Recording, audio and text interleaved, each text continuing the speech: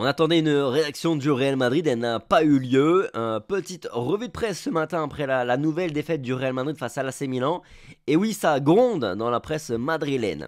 0-4 et maintenant ça, à la une de Marca, les Madrilènes répètent les mêmes erreurs, les erreurs du Classico, dans un autre match médiocre. Le prochain rendez-vous en Ligue des Champions sera en Anfield contre un Liverpool intraitable. Bel hommage aussi pour les victimes de la tragédie de Valence. Le cauchemar continue chez As. Le Real patine aussi en Ligue des Champions. Un Milan supérieur laisse le Real Madrid 17ème avec Anfield à l'horizon. Morata a marqué et Tchouaméni a été hué, sifflé, je confirme, après le deuxième but et surtout au moment de l'annonce de sa sortie, il a été sifflé par une partie du Bernabéu. Morata met le Real Madrid dans la crise, un Real sans jeu ni énergie pour Marca.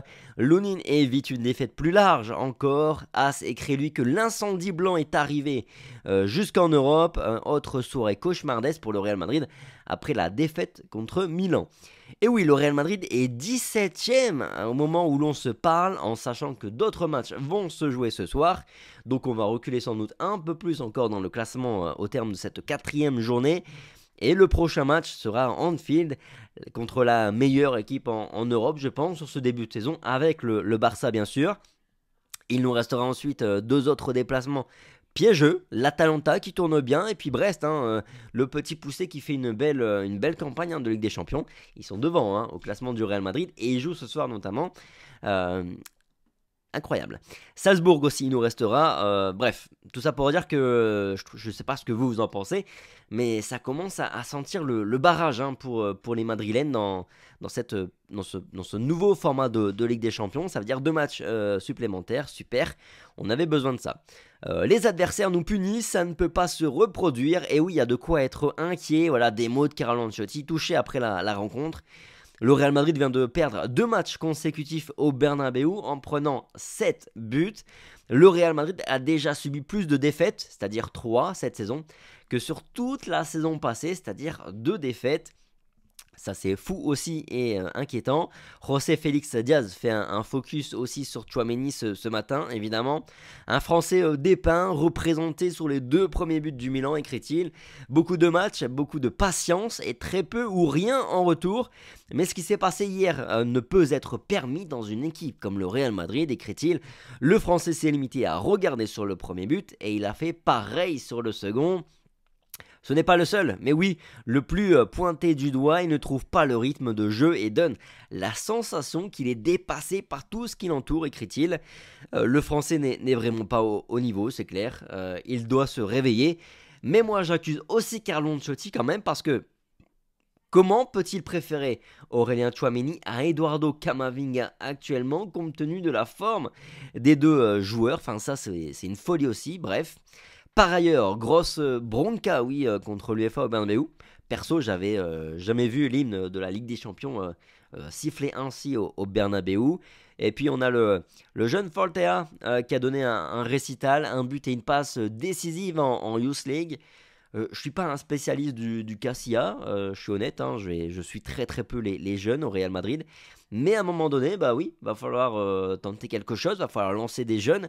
De toute façon, on n'a plus d'autres options, je crois, et je vois pas comment en plus ça peut être pire que Lucas Vasquez, qui est totalement à la ramasse.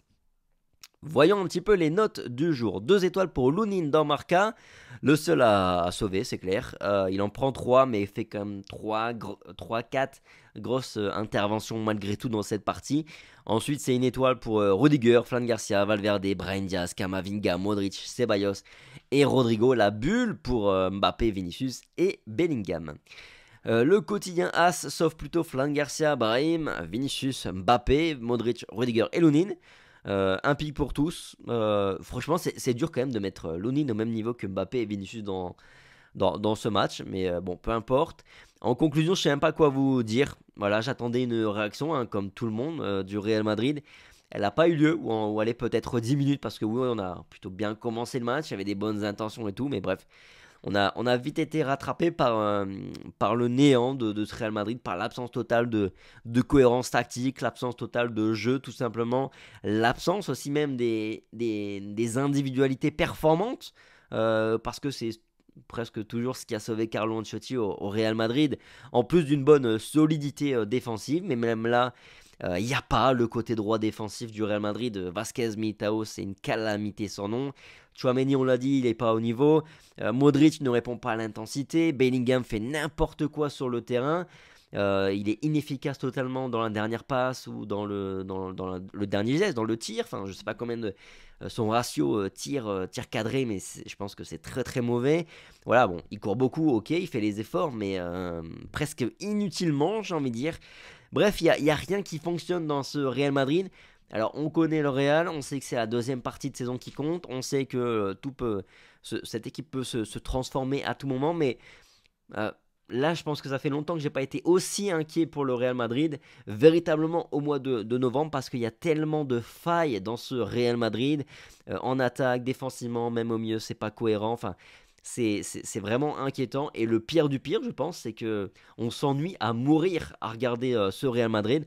Au moins avec les vrais Galactiques, en tout cas la première version, ben, au moins on se divertissait, même si on n'a pas eu les résultats qu'on attendait. Bref, merci à tous d'avoir regardé cette revue de presse. Passez une bonne journée, prenez soin de vous. Et puis sur ce, on se retrouve évidemment très vite sur Real France. Allez, ciao.